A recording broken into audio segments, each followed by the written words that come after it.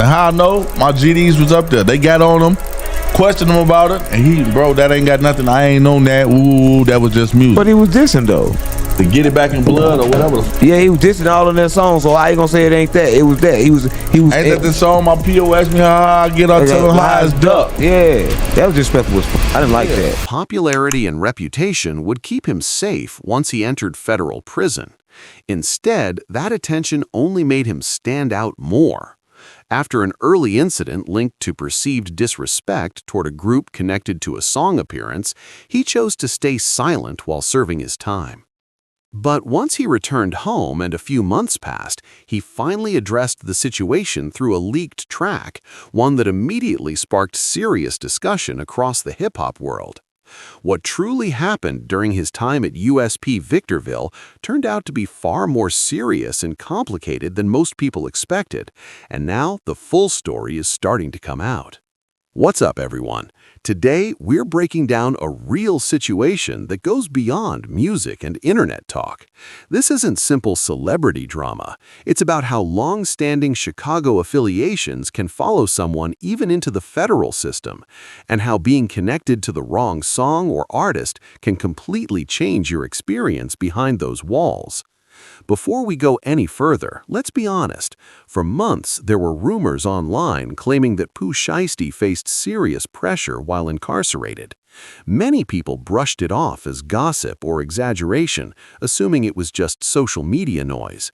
But now it's time to sort out what's real and what isn't, because the truth is far more layered than what's been shared in short clips and comments. The years 2020 through 2021 marked a major turning point for Pooh Shiesty. The Memphis rapper was rising fast. His hit Back in Blood was everywhere, and he was gaining major attention both on the charts and in the streets. Opportunities were coming in quickly, including collaborations with some of the biggest names in the industry. However, one specific collaboration would later become a serious issue after he found himself facing federal charges, and this is where the story takes a deeper turn. This isn't just another case of a rapper going to prison. It involves long-standing Chicago rivalries, life inside federal facilities, and the lasting impact of a late rapper who is still deeply respected by his supporters. Here's the key point. Even without direct statements or insults, connections matter.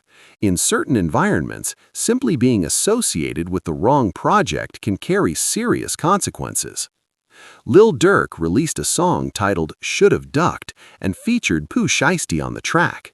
For those unfamiliar with the history, the song was widely understood as referencing FBG Duck, a Chicago rapper who was tragically killed in 2020. Because of that history, the feature alone created tension that followed far beyond the music world.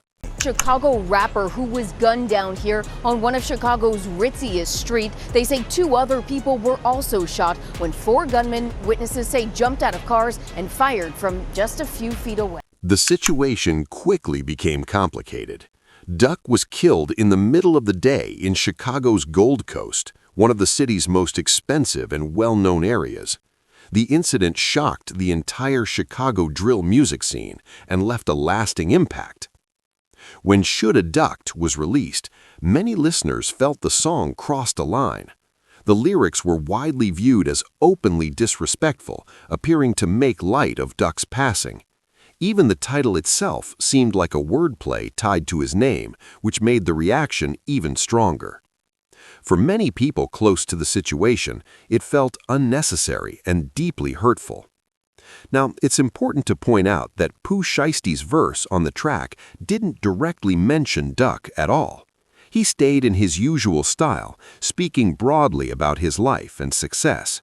However, in certain environments, especially on the streets and inside prison, it doesn't matter whether someone speaks directly or not. Being part of the song can be seen as supporting the message as a whole. Association alone can carry consequences. To How I know? understand My why the GDs was up reaction there. was They got so on him, intense, you have questioned to him about it, understand and he, what bro, that ain't got nothing. FBG I ain't Duck on that. represented. Ooh, that was just He music. was one of the Separate very facts from the few fiction, the artists real from the connected to fake, his because this side of story is Chicago way more who complex reached than what national you've been seeing attention. on social media. While many well-known drill artists came from the opposing side, Duck stood out as a symbol of hope and representation for his people. To them, he wasn't just a rapper. One of the most he was upscale proof neighborhoods that in the city. success was It was possible. a hit that shook the entire Because Chicago of that, drill his scene death on hit Should Have Duck. especially hard. When the song came out afterward, many felt it was personal, not just musical rivalry. It reopened wounds that were still fresh. This perspective was later explained clearly by King Yella, who spoke publicly about the situation. He described Duck as a source of pride for his community and said the loss was deeply felt. From that point of view, anyone connected to a song seen as disrespectful, even indirectly, was viewed as part of the problem. Here's where things become even more complicated.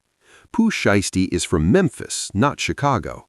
He may not have fully understood the history, emotions, and long-standing tensions involved when he agreed to be on the track. To him, it may have simply looked like a major career opportunity, a chance to work with one of the biggest artists in the industry at the time.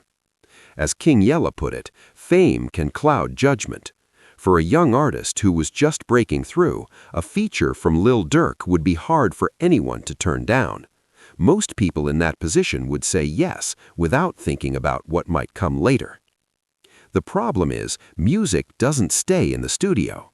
Songs follow artists everywhere, including places where past actions are taken very seriously. What seems like a smart move for exposure can later become a source of conflict. By 2022, that reality became unavoidable.